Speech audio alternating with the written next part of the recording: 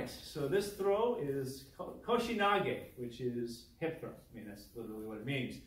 There are plenty of ways to do this. I will say that my approach to hip throws comes from Judo, because there are definitely some of the Aikido types of hip throws where you have to lead them way out and extend them in order to get them over you against a resisting opponent that's not really that realistic. And so the Judo mechanics of a hip throw, basically, I enter in, I get my center underneath his center of mass, I lift with my legs, and then I can take him and throw him over like that. So that's a basic Ogoshi type of hip throw. There's actually kind of a spectrum.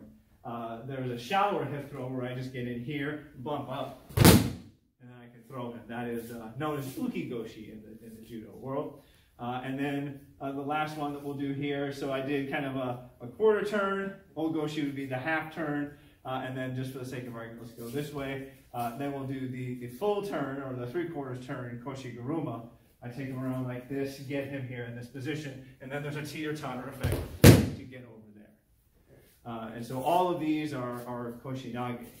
Another variation you might play around with is if you throw a punch and we go and do Inimi-Nage, and we have a little bit of trouble here, I can sneak my hips under here, and now I have Shiro-Goshi. I can throw my hip in that way. That's kind of an awkward fall for uke, but that one's there. And then, of course, another variation would be from Ushiro-Dori, the bear hug here.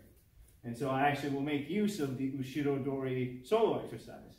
I'm going to lean forward slightly to get the balance.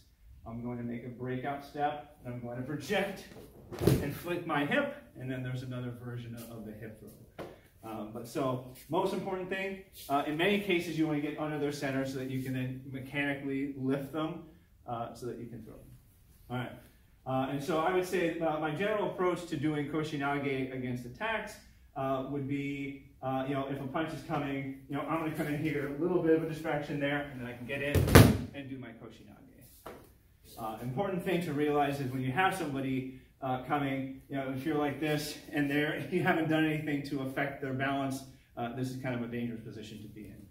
So yeah, just a minor distraction. Then I come in here and do my Koshi-Nage.